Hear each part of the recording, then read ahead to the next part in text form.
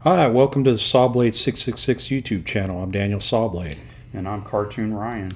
Today we're going to talk about a channel favorite, Basil Wolverton. Oh, yeah. Culture Corner, published by Fantagraphic Books.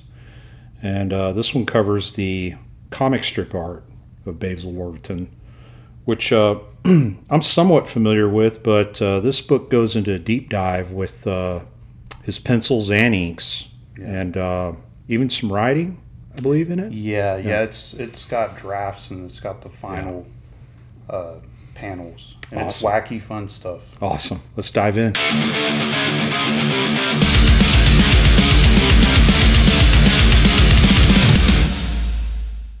All right, so Culture Corner. Yeah. I've heard of this book, but I didn't know you had it. So yeah, I didn't even know it existed, man.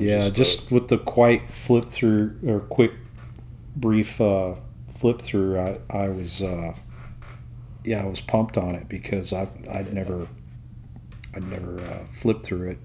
Yeah. I'd only seen it online briefly, but the best way I can describe it is like Tex Avery stuff on steroids, which is crazy because that stuff was already on steroids. Because Tex Avery is another one that's really similar in humor. Right. To Basil Wolverton, except Basil Wolverton didn't do any animation that I know of. No, I don't think he was strictly pen and ink, and pencil. Well, you mean comics? Yeah, just comics and just he did pieces. Yeah, that were pen and ink pieces. Yeah, I don't think he ever went into animation. Nah. He was mainly published in comics. So I have some of his comic strip stuff in other books, but this one seems to focus mainly on that and the construction of these strips. Mm-hmm. You know, he's showing the pencils and then the inks, and then there's what I noticed, there's some examples of how he would script these out. Yes. Yeah, it's really cool because it's just scans. I guess his son scanned these in, but it's scans of the pencils of the strips, like the rough drafts. Oh, okay. And then the final versions on the right side. Not all the panels have the originals. I guess some of them were lost, or he might have gave some away or something. But it's really cool because it's different than a lot of his other comics, like Pepper Powerhouse, stuff like that. That's the one I've seen. Yeah, that stuff was more of a story based. This stuff's just wacky. I love Fantagraphic Books, by the way. It's just it's wild, man. Wild stuff. I gotta say something about the reproduction in this book. I've noticed that they retain the way that it was printed. The way that it looks. I mean, these aren't recolored. No. To me, it looks just like it's printed from a page. Straight off a newsprint, you can tell. I see you had these bookmarks. So yeah, bookmarked just because there's so much stuff in this book. There's no way we could do and you mentioned video. His son, which is Monty. Yeah. Wolverton. Yeah, and he draws too. Yeah, what does he do? Because I don't know exactly what all he's done. I've seen his art. I mean, it's not anything like his dad's, but... I know you had this marked, yeah. But I wanted to make a comment. Mm-hmm. This is one thing that caught my eye when I was flipping through it. The Culture Corner, and he's got notes here. These are dated from December 7th, 1944. Not cool. So these are like episodes that he's got marked down, I guess, of strips he's going to do based on ideas. And then here's a rejection of ideas. Mm-hmm. That's really cool that they added that in there. Yeah, he kept it all, man. So we'll go to your first mark here. What do you got to say about this one in particular? Just so right off the bat, what I love about it is what I mentioned before. It's really cool. You can see it's been scanned in because you can see the blue ink. It was like an edit or something? Yeah, you can tell because there's certain pages where he'll have like a red line through stuff. But it's really cool because you can see that he just loosely sketched this out. And if you look on the right, the final version, the newsprint version, it's pretty much spot on, but it's the final form. It's not exact. So if you look at the positioning of the elbow here, over here he's reaching. And I noticed this face is just a very loose version of that. Yes, yeah, it's really cool because it's basically just his ideas you being see the hatched out. construction. Yeah, it's really cool to see this, and it's very, for me, it's inspirational because it kind of gives me some juice as to how I would lay out stuff too. It's really cool to see. And I got to mention, I just showed you some hand lettering that I did, was working on for my comic. Here's some beautiful hand lettering. Oh, it's impressive. That's so good. Yeah, the dude was he's one of my all-time favorites for that reason. I love typography in the comics world. It's just well, it's a lost art now, man. Just about a little bit, yeah. Just about, man. Everything's digital fonts on computers. Yeah. And I get it because of deadlines and things, but it's still cool though that lettering is an actual art, Right. And, there's no more hand letterers for signs or anything like that. That's a bygone era.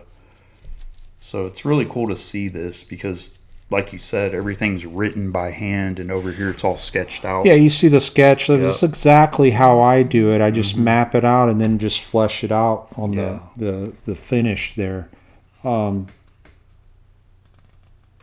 Just beautiful stuff. Have you read some of these? It's very 50s humor. Yeah, 40s, 50s humor. Like right? the humor isn't exactly like slap my knee funny stuff or just like it's going to kill me, but it's basically like watching an MGM cartoon on paper or looking at an MGM cartoon shot by shot instead of animation. It's that kind of humor, you know. It's very slapstick. It's just wacky, dude, and I can't believe he didn't do any drugs because he's very straight-laced guy. Dude, he was real religious. He was on the straight and narrow. He didn't really do anything wacky that I know of. He's just a regular dude, but man, his art was out there. Yeah, and that's what I love about it. I just love how fluid his stuff is. It's funny. It's just real rubber bandy. Yeah. That's what I love. I love how loose it is. It's not tight. It's uniquely him too. Yes. You had tons of cartoonists. Yeah. That were doing strips back in the day. I'm assuming this was a newspaper strip. Yeah. I'm assuming. Yeah, that's what seems like it. Since the layout. I'm sure that information would be in this book. Yeah. But I'm not exactly sure where it was like published. Queer old coot. That word was used a lot back then. Yeah, it meant happy, But yeah, he was always he was always giving a synopsis of everything at the beginning. That's funny. Yeah. See your next one here. I love this one because of the that contraption, the big engine with the big isn't that funny, dude? And here we go again. You can see the red lines. It's direct scans as well. You see the blemishes and the stains from how old it is. I'm assuming this was his son. I haven't read the intro to it. Well, I mean the introduction's by him, but I'm sure he had something to do with putting it together. Yeah, definitely. Have you read any of these? Yeah. I've asked you. Okay. Oh, yeah. Okay. Yeah. I got this book like 10 years ago, I think. This is really good. Yeah. Yeah, I got this book a few years after they published it, which I think they published it in 10. I think I got it in 14. 2010. Yeah. It's been a long time since I picked it up, but I was like... I love his lettering. Yep. I gotta say, when I letter, I'm gonna, I do all my lettering by hand, and not just the title stuff, but also on my word balloons. And this is how I want my lettering to look. He has a boldness to it. Yeah. And it's not like there's like a really typical comic book font. Yeah. That's very common throughout comics, but his was always very it was his own thing. It really was. Yeah, it wasn't. It didn't really follow. That's what I love about him is he was kind of his own across the guy board. in every way. Across the board. But one thing to point out about him that's my biggest, what I love the most about his work are the faces. His faces are just insane. It's like one big acid trip. It really is. It's inspiring, really, man. It's just I can just sit and look at his work all day long. Him and Crumb and guys like that, because it's just how. Well, and we, as we've said before, and it's just common knowledge too that he was a direct influence on Crumb. Yeah, it's because obvious. This is very it's obvious he was Crumb-like. Yeah. Later on, you would see, and that's what I love about Crumb is he grew up during that era, the golden age of animation. You know, he was a little kid when all that stuff was going down, so he got to see it in real time. He was going to the theaters, laughing at that stuff and reading comics, and just watching cartoons too. That's what I'm saying. He was reading the stuff and he was going to the movies and watching the Tex Avery stuff, and so he grew. I mean. Hell, he's spoken about before, the Treasure Island stuff, all that stuff is just a big influence on him. But yeah, I just look at all this wackiness, man, these contraptions. Everything's like an invention too. If like there's a panel in here, what to do if you have ears that are really big, and it's like this thing that flaps the guy's ears back. Very slapstick, but weird. Yeah. Yeah. Very it's so strange, man. Very bizarre. Stuff this guy, the stuff that was in his head, you know. And in his head is correct, because I was just going to say I have another book that kind of goes into his career, like in depth look at his career.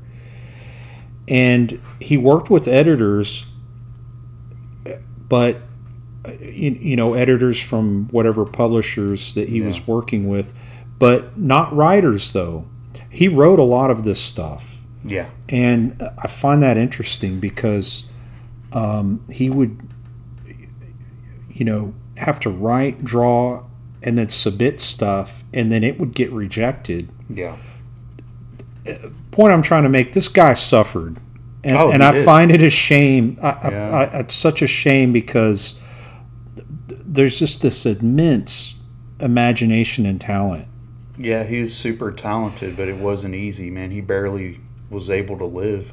It's just unreal to me. Yeah, it's sad. It's sad because, I know Stan Lee tried to help him out. Stan Lee helped him a lot with the publication, or the book they did. What was it? Powerhouse? That's what Pepper Powerhouse. Pepper Powerhouse. Because that was early Marvel stuff. It was. And Stan Lee wanted him to get in, and that was the one he broke him in with. Any more on this one? No, it's just kind of just the weird contraptions. Yeah, it's just just showing the different panels, just stuff that kind of sticks out. Look at this one, dude. It's got a big OK on it. Mm-hmm. I just love it. If you have a barren bean, remember that the light reflected from your polished pate may injure people. See, it's just people's peepers. It's just the way twisters and stuff. Wild, man. And look, he's fixing it, dude. Just what do you do if your head shines? Just get a little bit off the beard and put it on top. That kind of shit. You know what I think? I think these are comics that Grandpa would appreciate. Yeah, that was that like if we were reading these in front of them, they would actually probably enjoy these. He would have loved this. This is like his kind of humor. Yeah, I'm more into it because of the art and the slapstick aspect of it, and the facial features and the lettering, all that stuff, and the comic making. Well, this one exactly. Yeah, the comic making. Yeah, it's a perfect. It's cool because you're getting a glimpse into this guy's sketches. When I got this book, I was just so floored by it. I was just, I was just pouring over it. This is great. Yeah, the hilarious little tiny head with good. Gigantic shoulders. And the exact scan is interesting because they get. You know what's funny? Mm-hmm. they scan the other side for this side because you see wrinkles in the pages. It's really odd. Yeah, it's just completely blank. They don't. Not all of them have the pencils on the left side. Oh man, it's really good. Wild stuff, dude. Go to your other mark here. If you're into zany, just over the top cartoons, this is a must have. And also, if you just want to see a guy that excelled at his craft, making outside of the box comics, because this wasn't stuff that most people were reading back then. It was Flash Gordon and the Phantom, stuff like that. You know. Well, there were funny comics. There were, but they weren't like this. He took it to another level. Yeah, I agree. This guy was just. I mean, look at these teeth, dude. Look at the faces. Yeah, it's really over the top. Hilarious, man. Like, yeah. Not a lot of people in the 40s were drawing this way. No, they weren't. It's Mad Magazine stuff, you know. Well, he later worked for Mad. Yeah, that's what I'm saying. It's Mad Magazine stuff, and that's why he fits so well in Mad Magazine. Some of the most iconic work was his Mad Magazine stuff. This is really funny. Yeah, this one too on the bottom left. Yeah, this is getting towards the end of World War II, man. This is right before the 50s, man. 70-something years ago now. Yeah. Just really cool to see the way it's all laid out, and it's like you're getting a glimpse into his note taking and stuff. It's really cool to see those personal notes, you know, like his list of issues and ideas that he has. It's just so inspiring, man, to see this kind of stuff. Yeah, it always makes me want to draw. Yep. You know, makes me want to get to work, man. Oh, this is great. Good stuff. Oh, These are additional roughs here. So then, the rest of this throughout here that I have marked are like roughs. That's so great. If you want to just, flip through that, you can. It's just really cool to see all these pencils.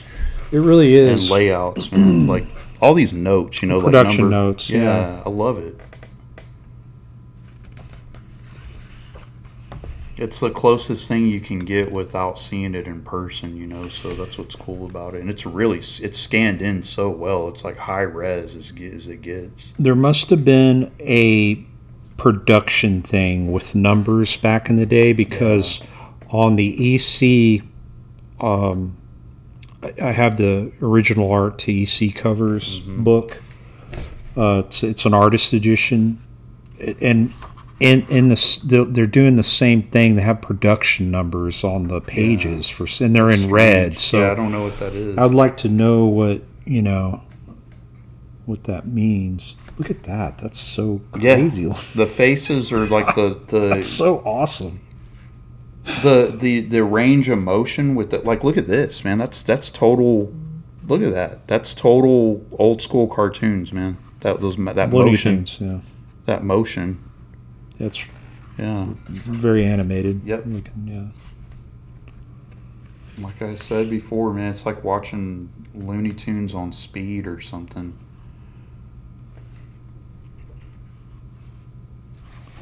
Yeah, look at these notes, material used in bedtime banter. Yeah. That may have been an editor note. Like, maybe, hey man, we already have that. And then there's like a piece of a stain from the tape. It's so cool, man. Huh. Really get a glimpse in this guy's work. Sorry. Yep. Oh, I guess he wrote a note and he's like, never mind. Holding an issue of Whiz Comics. That's a look at that. Sign of the times there. Look at that mouth on the bottom over there. It's really funny.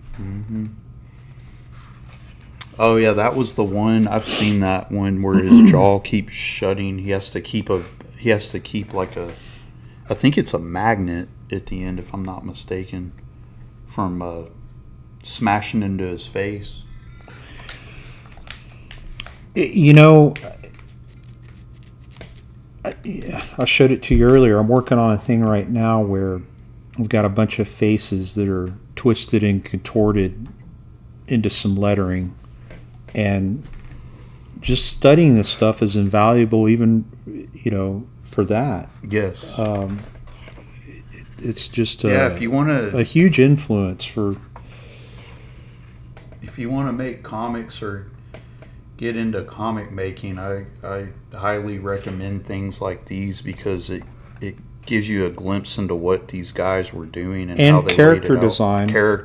Yeah, all that stuff, man. Because like I said, what I'm working on right now isn't necessarily cartoony, but man, it's just cool to see how to twist and turn faces, in like a distorted way, but works. Because look at that, like, who's that one? It really was a magical era for cartooning, in my opinion. You had Carl Barks, later on, just a few years later, knocking it out of the park with the Disney comics. Like this twisting of the face. Yeah.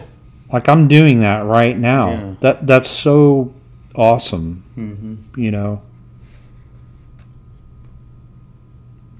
He's just like trying to scratch his head with his lower jaw or something. Yeah. The way he thought up of stuff is just way out there. Way out there. The dude was just... He had to be a funny guy to speak to. Really weird, I bet. Oh, yeah. This is great. Yeah, like I said, man, it was a really... Some of this kind of reminds me of like your art. Yeah, that's like you would just draw and it would be finished like that. Yeah, remember? Yeah, that's still how I draw. Oh shit! No, you ink stuff. No, I ink, but I'm saying. Talking about like you would just doodle faces like that. That's how when I did comics in school, that's how I was selling them, man. I would sell single panels for 25 cents a whole strip for $1. Wow. Yeah, I was making a little bit of money in 4th and 5th grade. That's awesome. I wasn't even thinking of selling dude, I was doing it. I was able to buy book fair stuff, man. Scholastic book fair, I was do that. That's really cool. Yeah, it's a must buy if you're a Basil Wolverton fan or fan of comic strips and cartooning in general. Yeah, and we'll be covering other artists from that era. Like I said, Carl Barks is another one that's a master and took it to a whole nother level. It's to me this stuff is almost, it's still around, but it's a lost art. It's just a bygone era almost, this kind of cartooning. It really is. Frank Frazetta also did a lot of newspaper comic strips, which we'll be covering some of those. That's a must. He did. Anyway. Yeah, but that's Culture Corner. Thanks for watching. And we'll be back next week with another review. Leave us a comment. Let us know what you think. Like and subscribe. And also check out our Thursday night drawing live streams. We do it every Thursday night, 7 p.m. Central. So come hang out with us while Daniel draws. Yep. Cool. Later, guys. See ya.